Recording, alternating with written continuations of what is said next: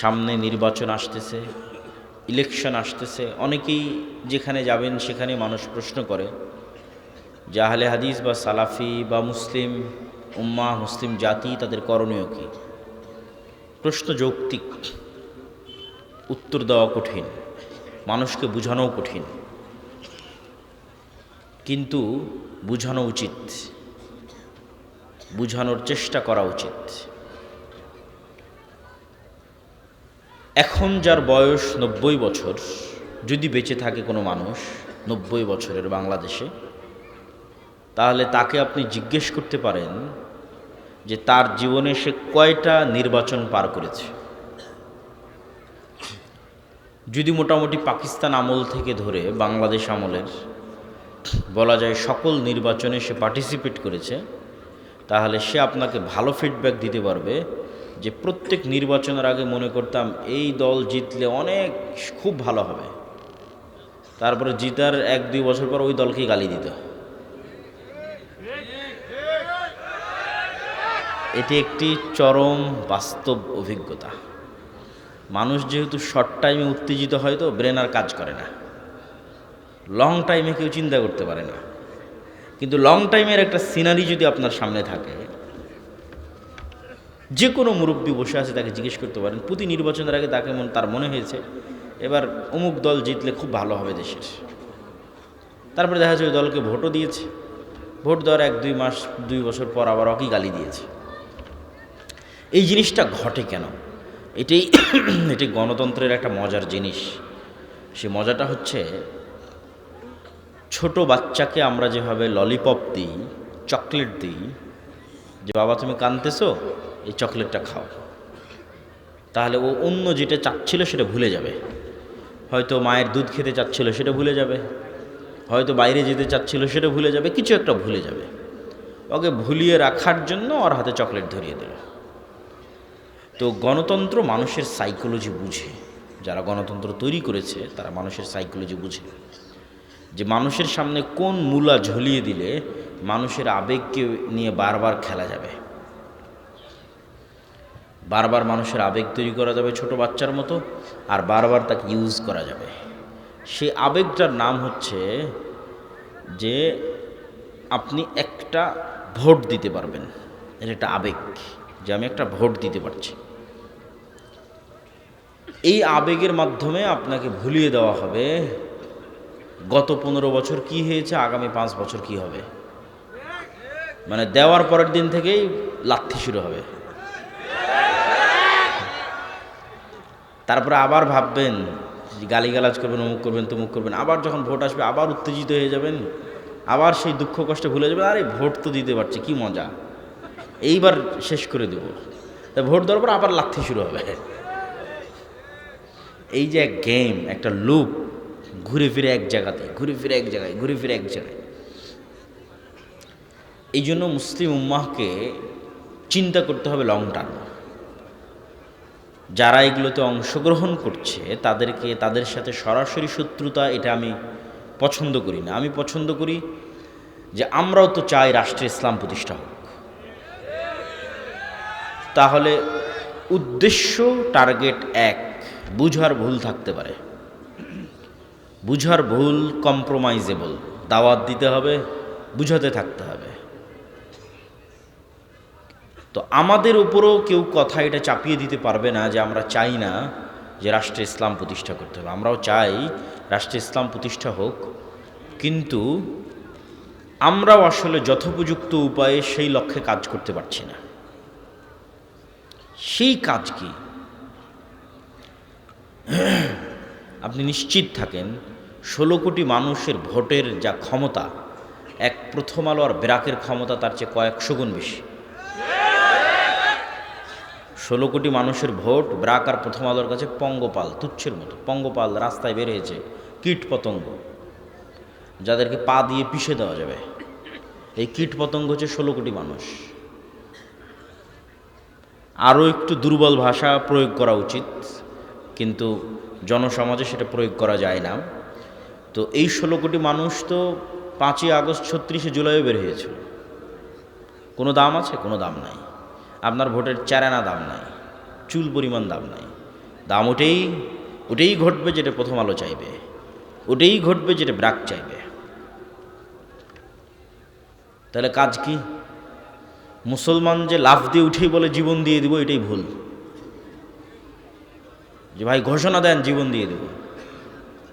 উসমান হাদিও তার বহু বক্তব্য বলেছিল যে জীবন দেওয়া লাগবে না, তোমরা জ্ঞান অর্জন করে একটা কাজ করো, কাজের কাজ করো।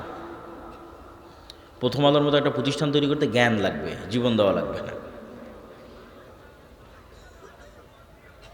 সেই জ্ঞানই আর কেউ অর্জন করতে চায় না, সেই শিক্ষায় আর কেউ গ্রহণ করতে চায় না, মানে দীর্ঘমেয়াদে কেউ প্ল্যানই করতে চায় না। সবারই এখনই দরকার, ইনস্ট্যান্ট দরকার, ইমিডিয়েট দরকার। কিন্তু কেউ জানে না, কেউ বুঝতে চায় না যে এখন ইনস্ট্যান্ট ইমিডিয়েট যেটা পাবেন ওটি যে 2 বছর পর লাথি দিয়ে বের করে দেবে, যে এটাই তো নিয়ম, এটাই তো গণতন্ত্র। আপনার তো দরকার, আমাদের তো দরকার পার্মানেন্ট। পার্মানেন্টের জন্য সর্বপ্রথম দরকার শক্তিশালী প্রতিষ্ঠান। পার্মানেন্ট ক্ষমতার জন্য দরকার সর্বপ্রথম powerful institute, powerful media, powerful অর্থনৈতিক প্রতিষ্ঠান।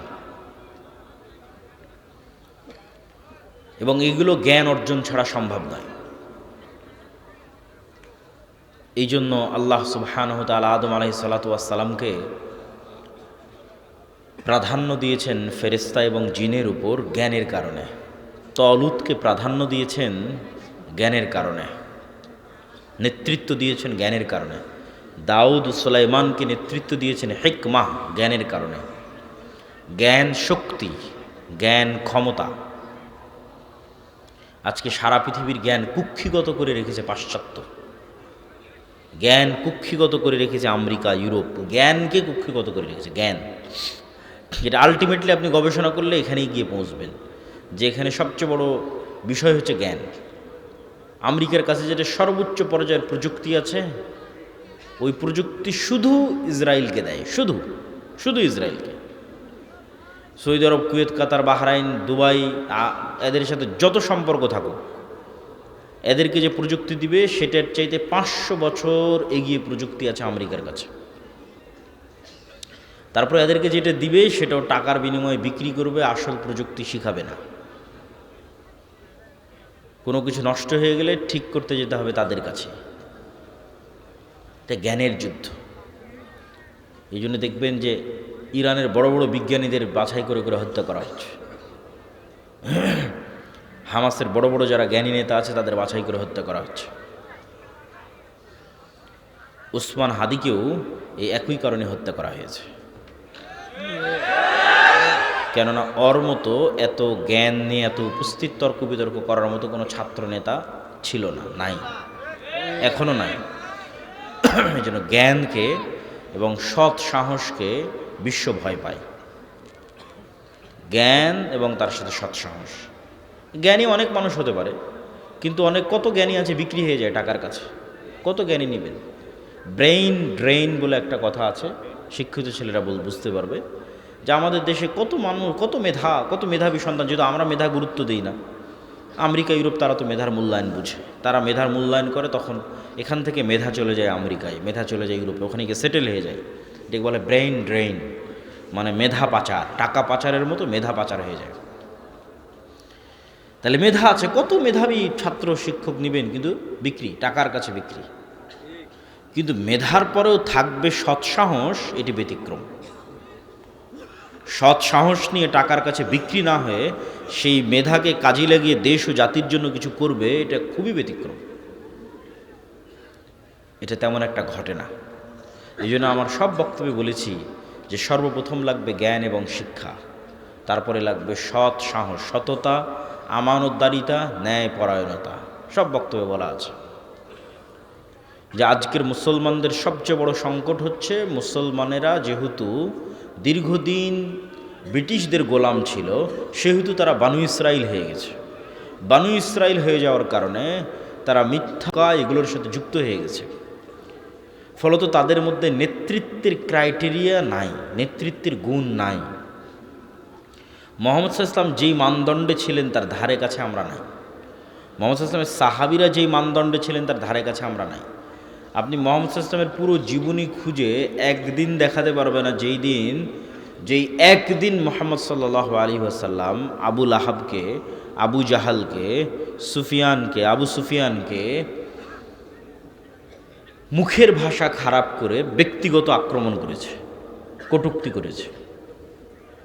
একটা দিন সমগ্র ইতিহাস থেকে উঠিয়ে যাচাই বাছাই করে মুহাম্মদ সাল্লাল্লাহু আলাইহি ওয়াসাল্লামের শত্রুরাও লিখবে না এই কথা। কেন? এটা বাস্তবে ঘটেনি। এটা যদি বাস্তবে ঘটতো, যেমনটা আমরা করি, আমরা আলেম ওলামারা করি, যে যার সাথে হয়তো আমি পারতেছি না, তা তখন ব্যক্তিগত আক্রমণ করলাম, আরে ওই তো খাটো, ওই তো বাঠু, ওই তো কানা, এগুলো ব্যক্তিগত আক্রমণ। আরে তোর বই পর্দা করে না, আরে ওর ছেলে এরকম, এগুলোকে বলে ব্যক্তিগত, মানে মানুষের মান সম্মান নিয়ে টানাটানি করা। এগুলো গোলামদের স্বভাব। তো মুহাম্মদ সাল্লাল্লাহু আলাইহি ওয়াসাল্লাম যদি একদিন এই কাজ আবু সুফিয়ানের সাথে করতেন, আপনি নিশ্চিত থাকেন আবু সুফিয়ান ইসলাম সত্য জানলেও গ্রহণ করতো না। আবু সুফিয়ান ইসলামকে সত্য জানার পরও গ্রহণ করতো না। কেন? যে আমাকে ব্যক্তিগত অ্যাটাক করেছে, তখন তো আমার ইগো তৈরি হয়ে যাবে। ইগো, যে ও আমাকে ব্যক্তিগত অ্যাটাক করেছে, আমি কেন ওর কাছে নত হব? কিন্তু আবু সুফিয়ানও জানে যে মুহাম্মদ সাল্লাল্লাহু আলাইহি ওয়াসাল্লামের হৃদয় ফ্রেশ, বলেন আল্লাহু আকবার। সে নিশ্চিত জানে যে মুহাম্মদ সাল্লাল্লাহু আলাইহি ওয়াসাল্লামের সাথে আমার যে লড়াইটা হচ্ছে, এটা শুধুমাত্র আদর্শিক লড়াই, কিন্তু তার কাল্ব, তার হৃদয় আমার জন্য হিতাকাঙ্ক্ষী, কল্যাণকামী। এটা আবু সুফিয়ান জানে।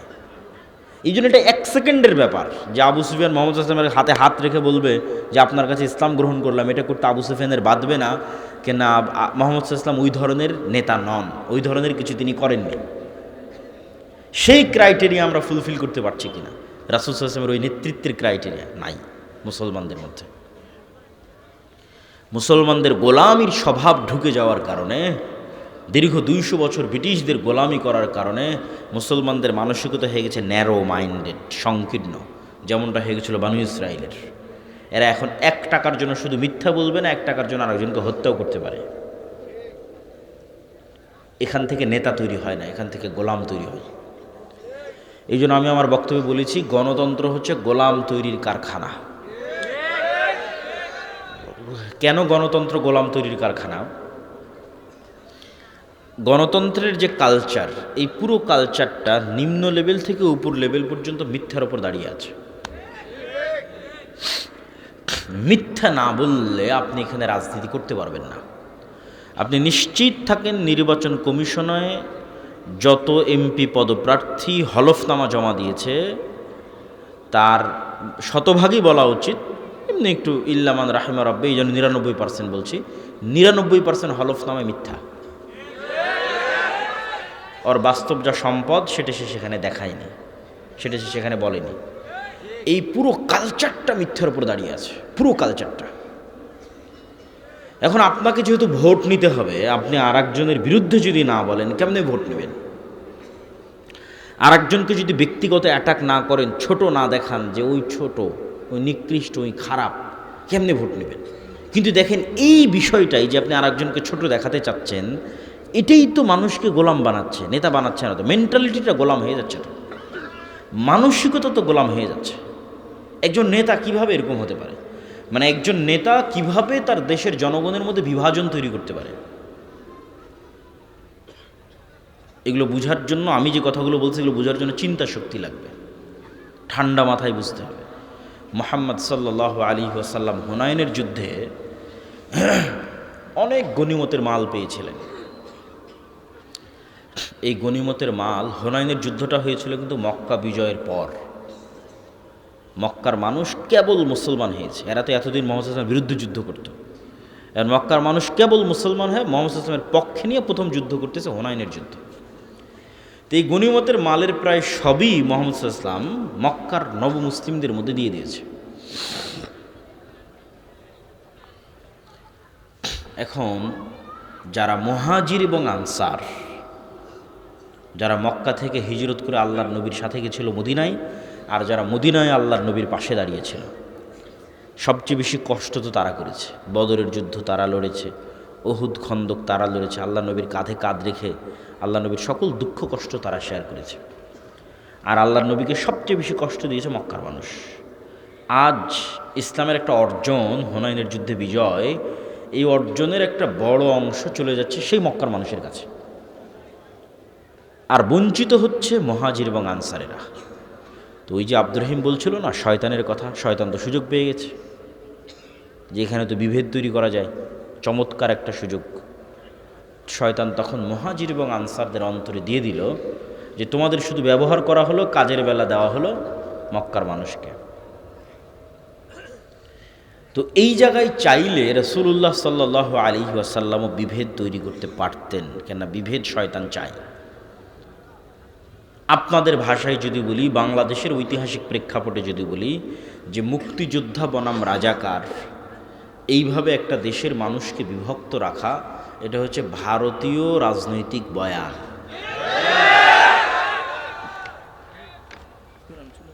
এই যে ভারতীয় রাজনৈতিক বয়ান, এই বয়ানটা আপনি ওই সময়ের প্রেক্ষাপটের সাথে মিলান যে রাসূলুল্লাহ সাল্লাল্লাহু আলাইহি ওয়াসাল্লাম চাইলে ওই সময়ে যে শয়তান যে বিভেদ তৈরি করলো, সেই বিভেদটা কিন্তু চলমান রাখতে পারতেন। কিন্তু তিনি সেই বিভেদটা কিভাবে চাপা দিচ্ছেন দেখেন। তিনি মদিনার মানুষকে ইমোশনালি হিট করলেন।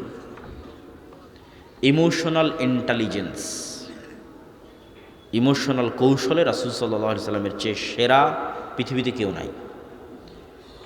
তিনি ইমোশনালি মদিনার মানুষকে বললেন এই কথার গুরুত্ব আছে। মুহাম্মদ সাল্লাল্লাহু আলাইহি সাল্লামের বাড়ি মক্কা, ঘর মক্কা, যৌবন মক্কা, কিশোর মক্কা, আত্মীয় স্বজন মক্কা, কষ্টও দিয়েছে মক্কার মানুষ। মুহাম্মদ সাল্লাল্লাহু আলাইহি সাল্লাম বললেন মদিনার মানুষ এখন তো মক্কা বিজয় হয়ে গেছে, চাইলে তিনি মক্কায় থাকতে পারেন, মন এটাই টানবে। মক্কা বিজয় হয়ে গেছে যেহেতু, মক্কায় আমার শৈশব কৈশোর যৌবন, মন এটাই চাইবে যে আমি মক্কায় থাকি, এটাই স্বাভাবিক। মুহাম্মদ সাল্লাল্লাহু আলাইহি সাল্লাম বলেন মদিনার মানুষ, মক্কার মানুষ নিয়ে গেল সকল গনিমতের মাল, আর তোমরা নিয়ে যাবে মুহাম্মদ সাল্লাল্লাহু আলাইহি ওয়াসাল্লামকে। বলেন আল্লাহু আকবার। কোথায় হিট করেছে রাসূল সাল্লাল্লাহু আলাইহি ওয়াসাল্লাম দেখেন। মদিনার মানুষের চোখে পানি, যে এর চেয়ে বড় ভালোবাসার নিদর্শন আর কি হতে পারে যে স্বয়ং মুহাম্মদ সাল্লাল্লাহু আলাইহি ওয়াসাল্লাম আমাদের সাথে আমাদের বাড়িতে এবং ঘরে ফিরে যাবে, এবং তিনি আমাদের সাথেই থাকবে, আমাদের শহরে মারা যাবে, আমাদের সাথে খাবে এবং উঠবে। এটা তো সারা পৃথিবীতে ক্রয় করা যাবে না। এই সামান্য গনিমতের মালের বা কী দাম আছে? এই যে আল্লাহর নবী তার জাতিকে বিভক্ত হতে দিলেন না, এক রাখলেন। নেতা কখনো তার জাতিকে বিভক্ত করতে পারে না, কিন্তু গণতন্ত্র শিখাই বিভক্তি।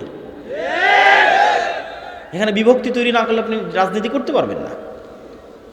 আর যখনই আপনি বিভক্তির পথে আগাবেন, তখনই আপনাকে গীবত করতে হবে, দুর্নাম করতে হবে, মিথ্যা বলতে হবে।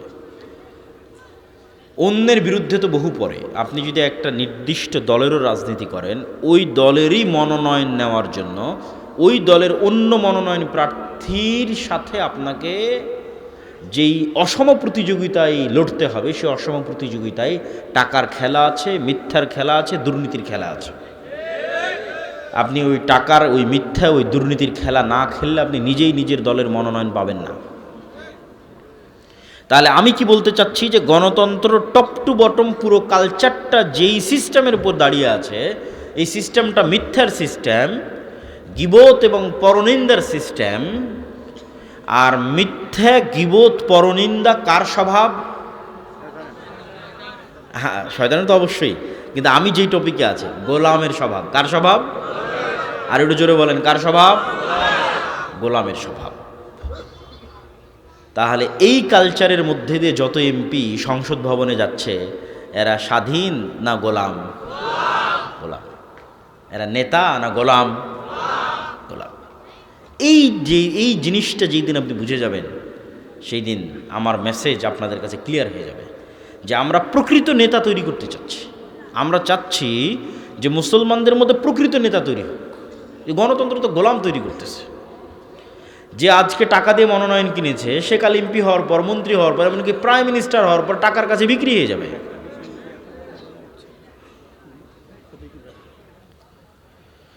প্রিয় দর্শক ও শ্রোতা, আমাদের পরবর্তী কাজ হচ্ছে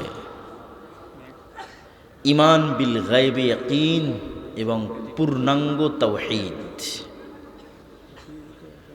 পূর্ণাঙ্গ তাওহীদ এবং ঈমান বিল গায়বে ইয়াকিন ছাড়া উম্মতে মুহাম্মাদির মুক্তি নাই। ঈমান বিল গায়ব কী জিনিস, পূর্ণাঙ্গ তাওহীদ কী জিনিস, এটাও আপনাকে বুঝতে হবে। ঈমান বিল গায়ব হচ্ছে, আজকে এই মজলিসে ফেরেশতারা উপস্থিত আছে, এটাকে আপনি দেখতে পাচ্ছেন? আমাকে দেখতে পাচ্ছেন? আমার প্রতি যে আপনার এখন আমাকে দেখতে পাচ্ছেন, আমি যে এখানে উপস্থিত হয়েছি, এটার প্রতি আপনার যেই লেভেলের বিশ্বাস যে হ্যাঁ আব্দুল্লাহ বিন আব্দুর রাজ্জাক উপস্থিত হয়েছে, শেখ আব্দুর রাজ্জাক বিন ইউসুফ উপস্থিত হওয়ার পর আপনার উনি যে উপস্থিত হয়েছে ওই বিশ্বাসের মাত্রাও এই লেভেলে পৌঁছবে যখন চোখে দেখবেন। ঈমান বিল গায়বে ইয়াকিন মানে এখানে যে ফেরেশতারা উপস্থিত হয়েছে, এটাকে যেই দিন আপনি এইভাবে বিশ্বাস করতে পারবেন যেমন চোখে দেখা জিনিসকে বিশ্বাস করেন, তথা আমার উপস্থিতিকে এখন যেভাবে বিশ্বাস করতেছেন, এখন আপনাদের সাথে এই মজলিসে ফেরেশতারা আছে, এটাকে যেই দিন ওই একইভাবে বিশ্বাস করতে পারবেন, সেই দিন ঈমান বিল গায়বে ইয়াকিন অর্জন হবে। ঈমান বিল গায়বে কেন ইয়াকিন লাগবে? দেখেন, মূসা আলাইহিস সালাতু ওয়াস সালামের চেয়ে আমরা দুর্বল নই, বানু ইসরাইলের চেয়ে উম্মতে মুহাম্মাদি দুর্বল নয়। এই তুলনাটা আপনাকে বুঝতে হবে যে মূসা আলাইহিস সালাতু ওয়াস সালাম এবং বানু ইসরাইলের সাথে উম্মতে মুহাম্মাদি এবং মুহাম্মদ সাল্লাল্লাহু আলাইহি ওয়াসাল্লামের উম্মতের বর্তমান অবস্থার তুলনা। মূসা আলাইহিস সালাতু ওয়াস সালামকে যেই দিন নবুয়তের দায়িত্ব দেওয়া হচ্ছে, ওই দিন মূসা আলাইহিস সালাতু ওয়াস সালাম মানুষের বাড়ির কাজের লোক। যেই দিন মূসা আলাইহিস সালাতু ওয়াস সালামকে নবুয়তের দায়িত্ব দেওয়া হচ্ছে, সেই দিন মূসা আলাইহিস সালাতু ওয়াস সালাম পলাতক, আসামি। যেই দিন মূসা আলাইহিস সালাতু ওয়াস সালামকে নবুয়তের দায়িত্ব দেওয়া হচ্ছে, সেই দিন মূসা আলাইহিস সালাতু ওয়াস সালামের পরিবার পরিজন, আত্মীয় স্বজন, কোনো কিছুর কোনো নাম ধাম পরিচয় কিছুই নাই। নাম ধাম পরিচয় নাই কেন? ইউযাব্বিহুনা আবনাআকুম ওয়া ইস্তাহয়ুনা নিসাআকুম ওয়া ফী যালিকুম বালাউম মির রাব্বিকুম আযীম। কেননা ফেরাউন তাদের সন্তানদের, পুরুষ সন্তানদের জীবিত হত্যা করত এবং নারী সন্তানদের বাঁচিয়ে রাখত। তাহলে মূসা আলাইহিস সালাতু ওয়াস সালামকে তার মা পরিচয় দিতে পারবে না যে এটা আমার ছেলে, কেননা পরিচয় দিলে হত্যা করা হবে। তাহলে বাংলাদেশের কুমিল্লার ছোটনার একটা সাধারণ মানুষকে আমি আজকে বললাম তুমি যাবা আমেরিকা, দাওয়াত দিবা ডোনাল্ড ট্রাম্পকে, এইটা যতটা ব্যতিক্রম, এর চেয়ে বেশি ব্যতিক্রম মূসা আলাইহিস সালাম দাওয়াত দিবে ফেরাউনকে। শক্তির তুলনায়, ক্ষমতার তুলনায় আজকের কুমিল্লা ছোটনার মানুষ, কুমিল্লা দেবিদ্বারের মানুষ, কুমিল্লা জেলার মানুষ আমেরিকার প্রেসিডেন্ট ডোনাল্ড ট্রাম্পের তুলনায় যা দুর্বল, মূসা আলাইহিস সালাতু ওয়াস সালাম ফেরাউনের কাছে তার চেয়ে বেশি দুর্বল। আপনি শুধু মিলান যে আপনাকে যখন আমি বলছি যে আপনি যাবেন আমেরিকায় এবং দাওয়াত দিবেন তার প্রেসিডেন্টকে, এমত অবস্থায় যে আপনি আমেরিকার আদালতে মৃত্যুদণ্ডপ্রাপ্ত আসামি, আপনি আমেরিকা থেকে পলাতক, এবং পলাতক অবস্থায় খুব আলিশান আছেন না, মানুষের বাড়িতে কাজ করে খাচ্ছেন। আপনার কোনো পাড়া প্রতিবেশী আত্মীয় স্বজন আছে? না, নাই। পাড়া প্রতিবেশী আত্মীয় স্বজন নাই। তাহলে এবার বুঝবেন কেন মূসা আলাইহিস সালাম বেশি দুর্বল। আপনার তো সবই আছে। এমতো অবস্থায় মূসা আলাইহিস সালামের পক্ষে কখনোই সম্ভব নয় যে তিনি ফেরাউনের মুখোমুখি হবেন, একটা শর্ত ছাড়া। সেটা হচ্ছে মূসা আলাইহিস সালাম যদি গায়েব দেখতে পান এবং গায়েব জানেন এবং গায়েবে ইয়াকিন তৈরি হয়, তবে সম্ভব। মূসা আলাইহিস সালামকে গায়েব দেখাতে হবে, মূসা আলাইহিস সালামের অন্তরে গায়েবের উপর ইয়াকিন তৈরি করতে হবে। মহান আল্লাহ সেই পথই বেছে নিয়েছেন। মূসা আলাইহিস সালাতু ওয়াস সালামকে বলা হলো তোমার হাতের লাঠি ছেড়ে দাও। আল্লাহ এটা বললেন না যে আমি জান্নাত থেকে একটা লাঠি এনেছি, আসমান থেকে একটা লাঠি এনেছি, সেই লাঠিটা তোমাকে দিচ্ছি, এটা ছাড়লে সাপ হবে। তাহলে ওই মাত্রার বিশ্বাস তৈরি হতো না যেই মাত্রার বিশ্বাস দরকার ফেরাউনের মুখোমুখি হওয়ার জন্য। এখন এই বইটা আমি হাতে করে আছি, আজ 5 বছর 10 বছর থেকে আমি এই বই পড়ি, আমার হাতেই আছে। আমার হাতে 5-10 বছর থেকে যে লাঠি আছে সেই লাঠি এখন সাপ হচ্ছে। আসমান জান্নাত থেকে আসা বিশেষ লাঠি তো সাপ হতেই পারে, অস্বাভাবিক কিছু না। আমি তো নিজে এই লাঠিকে গাছ থেকে ভেঙে কেটেছি, এটা তো কোনো স্পেশাল লাঠি নয়, এটা তো নর্মাল লাঠি, আমি ব্যবহার করছি 10 বছর থেকে। এটা কেমনে সাপ হতে পারে? এটাই গায়েব। যে গায়েবে আল্লাহ সুবহানাহু ওয়া তাআলার ক্ষমতা কত বেশি। এটার একটা আলামত মুসা আলাইহিস সালাতু ওয়াস সালাম দেখছেন, এবং এটাই ছিল কারণ যে জাদুকরেরা কেন সিজদা করবে। আপনি নিশ্চিত থাকেন জাদুকরদের হাতের লাঠি এবং জাদুকরদের দড়িও সাপে পরিণত হয়েছিল। জাদুকরদের হাতের লাঠি এবং দড়ি সাপে পরিণত হওয়ার পরেও মুসা আলাইহিস সালামের সাপে এমন কি ছিল যে তারা সিজদা দিল। অনেকেই মনে করে যে মুসা আলাইহিস সালামের সাপ তাদের সব সাপ খেয়ে ফেলেছে এই জন্য। এটা একটা কারণ হতে পারে, কিন্তু আসল কারণ কোনটা সেটা আপনাকে আমি ধরিয়ে দিচ্ছি, তাহলে আপনি বুঝতে পারবেন। আজকের এই 3D প্রযুক্তির যুগে এবং ভিডিও অ্যানিমেশন 3D অ্যানিমেশনের যুগে আমি আপনার চোখের সামনে এই বইকে সাপ বানিয়ে দিতে পারবো।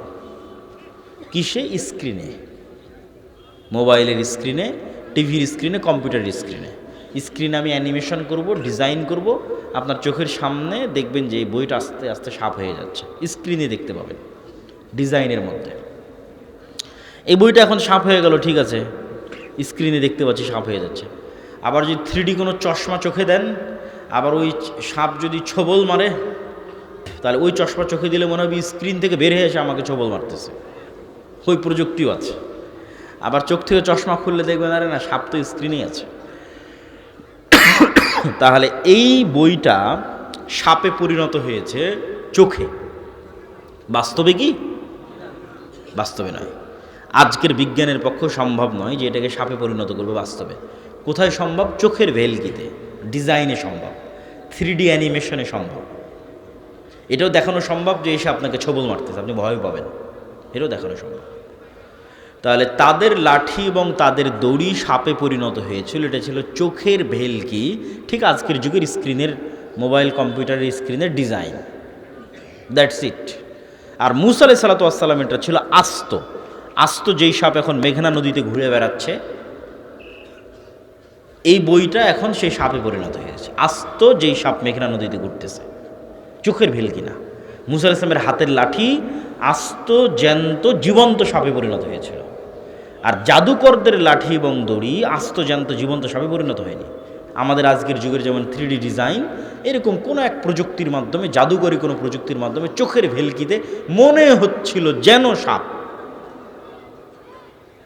আর মুসা আলাইহিস সালাতু ওয়াস সালামেরটা বাস্তবে সাপে পরিণত হয়ে গেছে, যেটা ওই কালেও অসম্ভব, এই কালেও অসম্ভব। আজকের বিজ্ঞানের এই উন্নত প্রযুক্তির যুগে অসম্ভব, আজ থেকে 5000 বছর আগে অসম্ভব। তো জাদুকরেরা তো জানে যে হ্যাঁ, চোখের ভেলকিতে সাপ হতেই পারে, বাস্তবে সাপ হয়ে গেছে এইটাই তো তাদের বিশ্বাস হয় না। যখন তারা দেখছে মুসা আলাইহিস সালাতু ওয়াস সালামের লাঠি জাদুর সাপ নয়, এটা সত্যি জ্যান্ত জীবন্ত আস্ত সাপে পরিণত হয়ে গেছে, তখন তারা বুঝে গেছে যে এটা কোনো জাদুর শক্তি নয়, এটা কার শক্তি? রব্বুল আলামিনের শক্তি। এই জন্য তারা সিজদায় অবনত হয়েছে। বলছিলাম মুসা আলাইহিস সালামের অন্তরে ইয়াকিন তৈরি হয়ে গেছে যে চোখে যা দেখা যায় তাই সব কিছু নয়। চোখে দেখছি এটাকে লাঠি, এখন তো সাপ হয়ে গেল। এই একটা বিশ্বাস, ইয়াকিনের লেভেলে পৌঁছে যাওয়া, যে আমি চোখে দেখছি ফেরাউন অনেক শক্তিশালী, তার ভয়ে আমি পালিয়ে গেছি, আজ 10 বছর থেকে পলাতক আছি। কিন্তু আল্লাহ যখন তার অন্তরে ইয়াকিন তৈরি করে দিলেন, তখন মুসা আলাইহিস সালাম বুঝলো যে লা হাওলা ওয়ালা কুওয়াতা ইল্লা বিল্লাহ। আল্লাহর শক্তির সামনে ফেরাউনের শক্তি দুর্বল, জিনা। আল্লাহর শক্তির সামনে ফেরাউনের শক্তি জিরো। দুর্বল বললে ঈমান থাকবে না। এখন মিলিয়ে নেন, আল্লাহর শক্তির সামনে আমেরিকা এবং ইসরায়েলের শক্তি যদি বলেন কম, তাহলে এখনও গায়েবে ইয়াকিন তৈরি হয়নি। আল্লাহর শক্তির সামনে আমেরিকা এবং ইসরায়েলের শক্তি কি? জিরো। এটা মুখে বলা না, এটা বাস্তবে যেই দিন বিশ্বাস অর্জন করা যাবে, এটা নাম ঈমান বিল গায়বে ইয়াকিন। এইটার উপর যেই দিন মুসলমানেরা বাস্তবে বিশ্বাস অর্জন করতে পারবে, ওই দিন গোলামি থেকে মুক্তির রাস্তা শুরু। এইটার উপর বাস্তব ইয়াকিন লাগবে। ঈমান বিল গায়বে ইয়াকিনের মধ্যে আরও একটা জিনিসে ইয়াকিন জরুরি ভিত্তিতে লাগবে, সেটা হচ্ছে পরকাল, জান্নাত। এটা ছাড়া মুসলমানদের বিজয় সম্ভব নয়। আসহাবুল উখদুদের মতো ঈমান পরকালের উপর। আসহাবুল উখদুদের ঘটনা আপনাদের জানা আছে। ওয়ামা নাকামু মিনহুম ইল্লা আন ইউমিনু বিল্লাহিল আজিজিল হামিদ, যে আল্লাহ সুবহানাহু তাআলা বলছেন যে আসহাবুল উখদুদকে আগুনে জ্বালিয়ে দেওয়া হচ্ছে শুধু এই কারণে যে আসহাবুল উখদুদ আল্লাহ সুবহানাহু তাআলার উপর ঈমান রাখত। তো ওরা আগুনে ঝাঁপ দিচ্ছে কেন? ওরা আগুনের মধ্যে জান্নাত দেখতে পাচ্ছিল। বাড়িতে ফিরে যাচ্ছে না কেন? বাড়িতে জাহান্নামের আগুন দেখতে পাচ্ছিল। এটা এমনি দেখতে পাওয়া না, বাস্তব দেখতে পাওয়া, বাস্তব যে আমার সামনে জ্বলন্ত আগুন আছে, এটা তো জান্নাত। ওরা জান্নাতে ঢুকে গেছে। আসহাবুল উখদুদের লোকেরা আগুনে ঢোকেনি, কিসে ঢুকেছে বলেন তো? জান্নাতে ঢুকে গেছে। আর ওদের বাড়ি ঘরে ফিরে যায়নি কেন? ওদের বাড়ি ঘরে কি আছে? জাহান্নাম। মুসলমান যেই দিন এইভাবে জান্নাতকে দেখতে পারবে, এইভাবে পরকালকে দেখতে পারবে, সেই দিন মুসলমানদের বিজয় শুরু হবে। 4টে পয়েন্ট বলা হয়ে গেল, আর 2টো পয়েন্ট বলে বক্তব্য শেষ করব। পয়েন্ট নাম্বার 1 বলেছি জ্ঞান, পয়েন্ট নাম্বার 2 বলেছি সত্যবাদীদের ন্যায়পরায়ণতা, পয়েন্ট নাম্বার 3 বলেছি ঈমান বিল গায়বি ইয়াকিন, পয়েন্ট নাম্বার 4 পূর্ণাঙ্গ তাওহীদ এবং আল্লাহর সাহায্য। নবী মুহাম্মদ সাল্লাল্লাহু আলাইহি ওয়াসাল্লাম বিজয়ের জন্য আল্লাহর সাহায্যের মুখাপেক্ষী ছিলেন। মুসা, দাউদ, সুলাইমান সকল নবী বিজয়ের জন্য আল্লাহর সাহায্যের মুখাপেক্ষী ছিলেন। আল্লাহর সাহায্য ছাড়া মুসলমানদের বিজয় অতীতে কোনোদিন হয়নি, ভবিষ্যতে কোনোদিন হবে না, ফুল স্টপ। এই জন্য আমাকে এবং আপনাকে আগে নিশ্চিত করতে হবে যে আমি আল্লাহর সাহায্য কি পাচ্ছি, আল্লাহর সাহায্য কি আসতেছে, এটা নিশ্চিত করতে হবে। নিশ্চিত করবেন কি দিয়ে? এটা একটা খুব জরুরি বিষয়। আল্লাহর সাহায্য ছাড়া মুসলমানদের বিজয় হবে না, সম্ভব নয়। নবীদের হয়নি, আপনাদেরও হবে না, আমাদেরও হবে না। আল্লাহর সাহায্য নিশ্চিত করতে হবে। মুহাম্মদ সাল্লাল্লাহু আলাইহি ওয়াসাল্লাম বদরের যুদ্ধের আগের রাতে লম্বা সালাত আদায় করছেন। সেই লম্বা সালাত দেখে আবু বকর রাদিয়াল্লাহু তাআলা আনহু পর্যন্ত ক্লান্ত। কাফাকা মুনাশাদাতাকা রাব্বাক, হে আল্লাহর নবী যথেষ্ট হয়েছে, আর কত দোয়া করবেন, আর কত সালাত আদায় করবেন?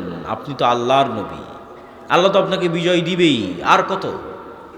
কিন্তু মুহাম্মদ সাল্লাল্লাহু আলাইহি ওয়াসাল্লাম আবু বকর রাদিয়াল্লাহু তাআলা আনহুর চেয়েও বেশি ভালো জানতেন, বেশি ভালো বুঝতেন যে আগামীকাল বদরের যুদ্ধে আমি মুহাম্মদ বিজয় অর্জন করতে পারবো না যতক্ষণ না মহান আল্লাহর সাহায্য আমি না পাচ্ছি। আর মহান আল্লাহর সাহায্য ততক্ষণ পর্যন্ত আমি পাবো না যতক্ষণ না আমি রাতের সালাতে না দাঁড়াচ্ছি। তাহলে নবী মুহাম্মদ সাল্লাল্লাহু আলাইহি ওয়াসাল্লাম রাতে সালাত আদায় না করে আল্লাহর সাহায্যের বিষয়ে নিশ্চিত হতে পারছেন না। আর সেই নবীরই উম্মত গুনাহগার, পাপিষ্ঠ আমরা 5 ওয়াক্ত সালাত, রাতের সালাত বহুদূরের কথা, 5 ওয়াক্ত সালাত আদায় না করেই শুধু মিছিল আর তাকবীর দিয়ে ইসলামকে বিজয় করে দেব। আমার কথা কি বোঝা যায়? মুসলমান যদি মনে করে তাদের মুক্তির দরকার, শুরু হবে সালাত দিয়ে। 5 ওয়াক্ত সালাতে নাই যে তাকে আল্লাহ চিনে না, সে কে? তাকে আল্লাহ জানে না, সে কে? সে কিসের তাকবীর দেয়, কিসের মিছিল করে, কিসের কথা বলে যে আমি জীবন দেব, কিসের? 5 ওয়াক্ত সালাতে আছে যে তাকে আল্লাহ চিনে, যে হ্যাঁ সে মুসলমান, সে আমার সাহায্য চায়, সে ইসলামকে বিজয়ী করতে চায়। তাকে আল্লাহ সুবহানাহু ওয়া তাআলা চিনে, তাকে আল্লাহ গণার মধ্যে ধরবে, কাউন্ট করবে। 5 ওয়াক্ত সালাতের পরে লাগবে রাতের সালাত। সালাতে আসমান থেকে গায়েবী মদদ নেমে আসে। আজকের আধুনিক যুগে যে ইন্টারনেটের মাধ্যমে আপনারা পরস্পরে যোগাযোগ করছেন, অনলাইন লাইভ ক্লাসে একত্রিত হচ্ছেন, যে ইন্টারনেট দিয়ে 1000 কিলোমিটার দূরের America, London, Europe, Saudi, Kuwait, Qatar, বাহরাইনে বসেও আপনার সাথে লাইভ কথা বলতে পারছে, তার চেয়েও শক্তিশালী লক্ষ কোটি গুণে, হাজারো গুণে শক্তিশালী প্রযুক্তি সালাত, যেটা দুনিয়ায় থাকা মানুষকে সাত আসমানে আরশের উপর যে রব্বুল আলামিন আছে তার সাথে লাইভ কানেক্টেড করে দেয়, সরাসরি মুখোমুখি।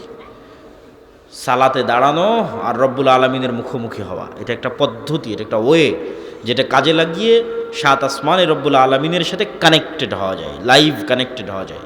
সেম ওই পদ্ধতিতেই ওই সময়ই ওইভাবেই দাঁড়াতে হবে, ওই অজু, ওই নিয়ত, ওই সিস্টেম, ওই পদ্ধতি। আপনাদের মোবাইলের পাসওয়ার্ড যেভাবে কাজ করে, ফিঙ্গারপ্রিন্ট যেভাবে কাজ করে, তার চেয়ে বেশি পাওয়ারফুল কাজ করবে সালাত।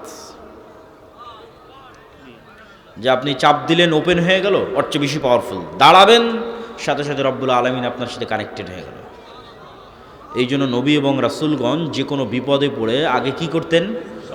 সালাতে দাঁড়াতেন। কেন? এটা যোগাযোগের মাধ্যম, যোগাযোগের ওয়ে আল্লাহ সুবহানাহু ওয়া তাআলার সাথে। জিবরাইলের মাধ্যমে শিখানো আছে নবীদেরকে। লাউহে মাহফুজে ওই সিস্টেমই, ওইভাবেই লাউহে মাহফুজে সালাত অন্তর্ভুক্ত আছে। লাউহে মাহফুজে সালাত ওইভাবেই রাখা আছে। আপনি যখন দাঁড়ান তখন এটা লাউহে মাহফুজের সাথে মিলে যায়।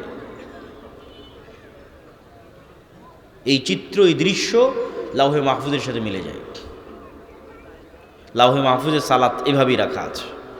এভাবে দাঁড়াবে, সূরা ফাতিহা পড়বে, রুকু করবে, সুবহান রাব্বিল আযীম বলবে, সিজদায় যাবে, সুবহান রাব্বিল আলা বলবে। লাউহে মাহফুজ এইভাবেই আছে। দাঁড়ানো মাত্র মিলে গেছে, কানেকশন তৈরি হয়ে গেছে রব্বুল আলামিনের সাথে। যে কোনো বিপদে, যে কোনো সমস্যায় 5 ওয়াক্ত সালাত মুসলমানের বিজয়ের জন্য পূর্ব শর্ত, আল্লাহর সাহায্য পাওয়ার জন্য পূর্ব শর্ত। রাতের সালাত বিজয় হওয়ার পূর্ব শর্ত, আল্লাহর সাহায্য পাওয়ার পূর্ব শর্ত। তাই যুবক সমাজ এসে জিজ্ঞেস করে, বলেন কি করতে হবে? জীবন দিতে চাই, সালাত আদায় করতে হবে। 5 ওয়াক্ত সালাত জামাতে মসজিদে গিয়ে আদায় করতে হবে। আরেকটি মাধ্যমে আল্লাহ সুবহানাহু তাআলার পক্ষ থেকে,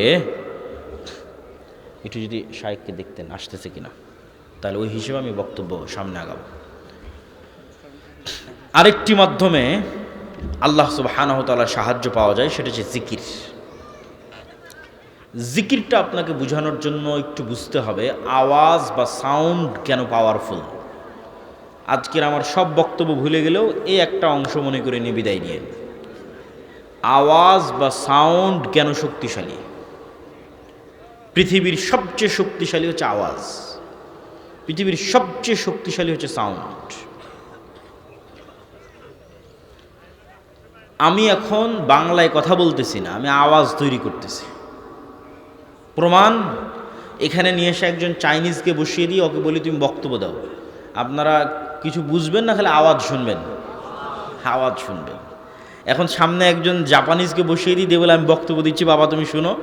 ও কি শুনতেছে? আওয়াজ শুনতেছে। তাহলে আলটিমেটলি আমি একটা আওয়াজ তৈরি করতেছি। আওয়াজের ধরনে পার্থক্য হওয়ার কারণে এটা বাংলা, আওয়াজের ধরনে পার্থক্য হওয়ার কারণে এটা ইংরেজি, আওয়াজের ধরনে পার্থক্য হওয়ার কারণে এটা আরবি, কিন্তু তৈরি হচ্ছে আওয়াজ। সুলাইমান আলাইহিস সালাতু ওয়াস সালাম এই আওয়াজের প্রযুক্তি সবচেয়ে ভালো জানতেন, আল্লাহ তাকে দিয়েছিলেন। প্রিয় উপস্থিতি, মনোযোগ দিয়ে শুনতে হবে। সুলাইমান আলাইহিস সালাতু ওয়াস সালাম বললেন, কে পারবে রানী বিলকিসের সিংহাসনকে উঠিয়ে নিয়ে আসতে? ক্বালা ইফরিতুম মিনাল জিন, ইফরিত নামক জিন বলল, আপনি এখন যে মাজলিসে বসে আছেন এই মাজলিস থেকে ওঠার আগেই আমি ওই সিংহাসন এখানে নিয়ে আসব। সুলাইমান আলাইহিস সালামের পছন্দ হয়নি, এত দেরি আমার হবে না, আমার আরো দ্রুত লাগবে। আল্লাযী ইনদাহু ইলমুম মিনাল কিতাব, যার কাছে কিতাবের জ্ঞান ছিল। এখন জিন কি মানুষ তা কোরআনে বলা নাই, কিন্তু বেশিরভাগ মুফাসসিরিনে কেরাম লিখেছেন এই মানুষ জ্ঞানের শক্তিতে বলতেছে, জ্ঞানের শক্তি, যে চোখের পলক পড়ার আগে রানী বিলকিসের সিংহাসন এখানে উপস্থিত হবে। আল্লাহু আকবার। কিছু মুফাসসির লিখেছেন সেই জ্ঞান ছিল বিশেষ জিকিরের জ্ঞান, সাউন্ড টেকনোলজি, আওয়াজ, বিশেষ কোনো জিকির যা লাউহে মাহফুজে আছে, সেই বিশেষ জিকিরের জ্ঞান তার কাছে ছিল। জাস্ট ওই জিকিরের মাধ্যমে সে সিংহাসনকে চোখের পলকে ট্রান্সফার করেছে। আজকের যুগে কি ট্রান্সফার হয়? ডাটা ট্রান্সফার হয়। আমি লিখতেছি, ওইটা ট্রান্সফার হচ্ছে, কিন্তু বস্তু ট্রান্সফার ইম্পসিবল। এই টিস্যুটা এখান থেকে চোখের পলকে আমেরিকা যাবে, এটা অসম্ভব। হ্যাঁ, আমার মেসেজ, আমার কথা, আমার ডাটা চোখের পলকে এখান থেকে আমেরিকা যাচ্ছে, এই প্রযুক্তি আমরা পেয়েছি। কিন্তু বস্তু ট্রান্সফার হবে চোখের পলকে, এই প্রযুক্তি কিন্তু আমরা পাইনি। এই প্রযুক্তি সাউন্ড, আওয়াজের প্রযুক্তি, যেটা সুলাইমান আলাইহিস সালামের যুগে ছিল। পাখির আওয়াজ সুলাইমান আলাইহিস সালাম বুঝতেন, পিঁপড়ার আওয়াজ সুলাইমান আলাইহিস সালাম বুঝতেন, সুলাইমান আলাইহিস সালামের আওয়াজ ওরা বুঝতো। আওয়াজের চেয়ে শক্তিশালী পৃথিবীতে কিছু নাই। সব একটা আরেকটার সাথে কানেক্টেড আওয়াজ দিয়ে, সব পাখি, জীব জন্তু, পশু, মুরগি, আমি, আপনি, সব একটা আরেকটার সাথে কানেক্টেড আওয়াজ দিয়ে। ওই আওয়াজটা জানতে হবে, এটা আমরা জানি না। যদি আমি আপনাকে বুঝাতে পারি যে আওয়াজ সবচেয়ে শক্তিশালী, এবার চলেন, ইউসাব্বিহু লিল্লাহি মা ফিস সামাওয়াতি ওয়া মা ফিল আরজ, আসমান জমিন এবং তার মধ্যে যা কিছু আছে তার সব কিছু 24 ঘন্টা আওয়াজ করে আল্লাহর তাসবিহ পড়ে। আমার এই গায়ের চাদর আওয়াজ করে তাসবিহ পড়তেছে, এই টিস্যু আওয়াজ করে তাসবিহ পড়তেছে, এটার আওয়াজ হচ্ছে। আমি শুনতে পাচ্ছি না কেন? পিঁপড়ার চলার আওয়াজ যেমন আমি শুনতে পাই না, এর আওয়াজ আমি তেমন শুনতে পাচ্ছি না। তো শুধু কি এ জিকির করে না, এ জিকির বুঝেও। মুয়াজ্জিন যখন আজান দেয়, যতদূর পর্যন্ত আওয়াজ পৌঁছবে, ওই মুয়াজ্জিনের পক্ষে এই বস্তু কিয়ামতের মাঠে সাক্ষী দিবে। আল্লাহু আকবার। তাহলে আমি যে বলতেছি আলহামদুলিল্লাহ, এটা এই টিস্যু বুঝে। সুবহানাল্লাহ, এটা এই টিস্যু বুঝে। এটা জিকির। জিকির সবচেয়ে পাওয়ারফুল।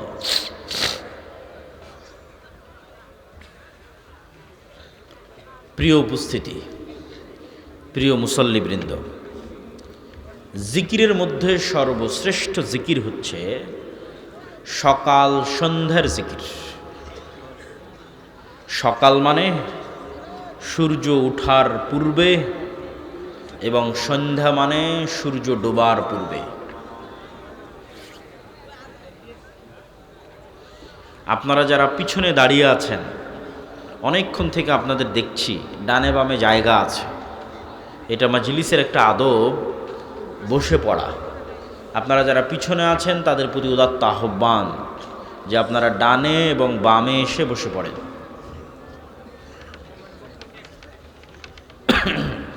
আমি আমার বক্তব্যের শেষে চলে এসেছি। যদি বুঝেন আওয়াজ সবচেয়ে শক্তিশালী, তাহলে এতটুকু বুঝেন যে এই কোরআন কার আওয়াজ, কার শব্দ, কার বাক্য, কার সাউন্ড? আল্লাহর। লাউহে মাহফুজ থেকে জিব্রাইল আলাইহিস সালাতু ওয়াস সালাম নিয়েছেন, জিব্রাইলের থেকে মুহাম্মদ সাল্লাল্লাহু আলাইহি সাল্লাম নিয়েছেন। এটা একটা আওয়াজ, এটা একটা শব্দ, এটা একটা বাক্য, যা আল্লাহর। এই জন্য পৃথিবীতে সবচেয়ে শক্তিশালী যদি কিছু থেকে থাকে, সেটা কোরআন। উম্মতে মুহাম্মাদির উপর আল্লাহর সবচেয়ে বড় নিয়ামত যে তাদের কাছে কোরআন আছে। এই কোরআনই তো উম্মতে মুহাম্মাদি মূল্যায়ন করলো না, পড়লো না, শিখলো না, জ্ঞান অর্জন করলো না। আমার বক্তব্য সারমর্ম করে বক্তব্য শেষ করছি। যদি আমরা চাই প্রকৃত অর্থে মুসলমানদের শক্তি এবং ক্ষমতা প্রতিষ্ঠিত হোক, তাহলে প্রথমে আমাদের ঈমান বিল গায়বে ইয়াকিন অর্জন করতে হবে, পূর্ণাঙ্গ তাওহীদে বিশ্বাসী হতে হবে ইব্রাহিম আলাইহিস সালাতু ওয়াস সালামের মতো। তারপরে আমাদের প্রয়োজন হবে সর্বোচ্চ পর্যায়ের জ্ঞান, যেই জ্ঞান দিয়ে আমরা তৈরি করব শক্তিশালী প্রতিষ্ঠান, মিডিয়ায় হোক, অর্থনীতিতে হোক, সকল ক্ষেত্রে, বিশ্ববিদ্যালয়ে হোক, শক্তিশালী পাওয়ারফুল ইনস্টিটিউট, যেন আমাদেরকে মানুষ, পৃথিবীর মানুষ পঙ্গপাল মনে না করে, তুচ্ছ মনে না করে। আমি এবং আপনি হচ্ছে পঙ্গপাল, কীট পতঙ্গ, কেননা আমাদের শক্তিশালী কোনো প্রতিষ্ঠান নাই, আমাদের প্রতিনিধিত্ব করবে এরকম শক্তিশালী কোনো ইনস্টিটিউট নাই। জ্ঞান সর্বোচ্চ পর্যায়ে, সর্বোচ্চ পর্যায়ের প্রতিষ্ঠান, তারপরে লাগবে সত্যবাদিতা ও ন্যায়পরায়ণতা। জ্ঞান অর্জন করলাম, করে সেই জ্ঞানকে টাকার কাছে বিক্রি করে দিলাম। কত ডাক্তার, কত ইঞ্জিনিয়ার তাদের স্বাক্ষরকে বিক্রি করে দিয়েছে টাকার কাছে, এরা মুনাফিক। কত OC, DC, SP, AC land, sub registrar, এরা সবাই তাদের পদকে বিক্রি করে দিয়েছে টাকার কাছে, তারপরে আবার সেই টাকা দিয়ে হজ করে জান্নাতে যেতে চায়। পাগল হলে এরকমই হয়। অথচ তার কাছে সুযোগ ছিল শুধু ওই চেয়ারে বসে একজন দানবীরের চেয়ে বেশি নেকি অর্জন করার, রাতে তাহাজ্জুদের সালাত আদায়ের চেয়ে বেশি নেকি অর্জন করার। সেটা কি? ওই চেয়ারে বসে সে ন্যায়পরায়ণ থাকতো, বাস 5 ওয়াক্ত সালাত আদায় করবে আর ওই চেয়ারে ন্যায়পরায়ণতার সাথে দায়িত্ব পালন করবে, ও দানবীরের চেয়ে বেশি নেকি পেয়ে যাবে। আর হারাম উপায়ে ইনকাম করে আল্লাহকে ধোঁকা দিতে চায়, নিজেকে ধোঁকা দিতে চায়, মানুষকে ধোঁকা দিতে চায়, দেখো আমি হজ করে এসেছি, এটা মুনাফিক। মুসলমানদের মধ্যে মুনাফিকিতে পরিপূর্ণ হয়ে গেছে। তাহলে লাগবে সততা, ন্যায়পরায়ণতা, আমানতদারিতা। এগুলো যখন আপনি অর্জন করে ফেলবেন তখন পৃথিবী আপনার শত্রু হয়ে যাবে। যেমন উসমান হাদির শত্রু হয়ে গেছিল, আপনারও শত্রু হবে। আপনি একবার অর্জন করে দেখেন, শত্রু হবে। সর্বোচ্চ জ্ঞান অর্জন করেন, বিক্রি হন না, শক্তিশালী প্রতিষ্ঠান তৈরি করেন, দেখেন আপনার কত শত্রু তৈরি হয়। আপনাকে হত্যা করার জন্য কত দেশ উঠে পড়ে লাগে, আপনাকে ধ্বংস করার জন্য কত চেষ্টা তৈরি হয়। তখনই দরকার হবে শেষে যেগুলো বলছিলাম, আল্লাহর সাহায্য। আর আল্লাহর সাহায্যের খাতায় নামই নাই যে সালাত আদায় করে না, নামই নাই। পরীক্ষার হলে তো ঢুকতেই দিবে না যার হাজিরা খাতায় নাম নাই, ঢুকতে দিবে? অ্যাডমিট কার্ডও দিবে না প্রতিষ্ঠান। তাহলে আল্লাহর সাহায্য যে নিবে তার আগে তো নাম থাকতে হবে যে কে, আল্লাহ তোকে চিনেই না কে সে। তো 5 ওয়াক্ত সালাত, রাতের সালাত, সকাল সন্ধ্যার জিকির, এগুলোর মাধ্যমে আল্লাহর সাহায্য পাওয়া যায় এবং পৃথিবীর সকল অসম্ভবকে সম্ভব করা যায়। যদি আমরা এরকম একটা প্রজন্ম তৈরি করতে পারি তাহলে আমাদের এইরকম নিকৃষ্ট গোলাম তৈরির যে কারখানা, এগুলোর সহযোগিতার দরকার হবে না। এরকম একটা প্রজন্ম তৈরি করতে পারলে এমনি ইসলাম রাষ্ট্রে প্রতিষ্ঠিত হয়ে যাবে।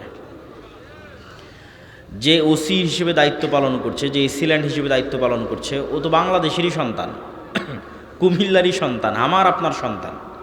এরা যদি বলে যে আমরা আজ থেকে সৎ হয়ে গেলাম, 80% ইসলাম প্রতিষ্ঠা হয়ে যাবে। 80%।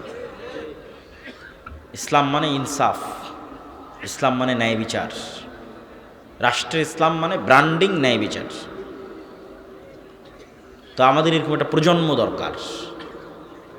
আর গোলাম তৈরির কারখানা যেটা, ওই গোলাম তৈরির কারখানা হচ্ছে আমাদের শিখাবে মিথ্যা, আমাদের শিখাবে দুর্নীতি, আমাদের শিখাবে নিন্দা, আমাদের শিখাবে গীবত। আর এইগুলো প্রত্যেকটা কাজ গোলামের কাজ। আমরা নিজের অজান্তে গোলাম হয়ে যাচ্ছি, বুঝতে পারতেছি না, গোলাম হয়ে যাচ্ছে। আল্লাহ সুবহানাহু ওয়া তাআলা আমাদের নেতা দান করুক, নেতার মতো যোগ্যতা সম্পূর্ণ একটা প্রজন্ম দান করুক। আমরা যেন নেতৃত্ব দান করার মতো সক্ষমতা সম্পন্ন একটা প্রজন্ম তৈরি করতে পারি। আল্লাহ আমাদের সেই তৌফিক দান করুক, আল্লাহুম্মা আমিন। এগুলো বিষয়ে আরও বিস্তারিত আলোচনা, দলিল সহ আলোচনা আল্লাহর পথে যাত্রায় বইয়ের মধ্যে পাবেন, সংগ্রহ করার চেষ্টা করবেন। মসজিদ, মাদ্রাসা, স্কুল, কলেজ, ইউনিভার্সিটি যেখানে সম্ভব এই বইয়ের উপর প্রতি সপ্তাহে অন্তত 1 পৃষ্ঠা 2 পৃষ্ঠা করে অধ্যয়ন করা এবং পরস্পরে বুঝার চেষ্টা করা। প্রতিটা মসজিদে, স্কুল, কলেজ, ইউনিভার্সিটিতে কি লেখা আছে। আল্লাহ সুবহানাহু ওয়া তাআলা আমাদের তৌফিক দান করুক, আল্লাহুম্মা আমিন। আর আগামী কত তারিখে যেন আমাদের আবারও একটা প্রোগ্রাম আছে, 27শে জানুয়ারি, কোটবাড়ি, বিশ্ব রোড, কুমিল্লা। আপনাদের দাওয়াত থাকলো। আসসালামু আলাইকুম ওয়া রাহমাতুল্লাহি ওয়া বারাকাতুহু। আলহামদুলিল্লাহ, মাশাআল্লাহ, জাযাকাল্লাহু খাইর।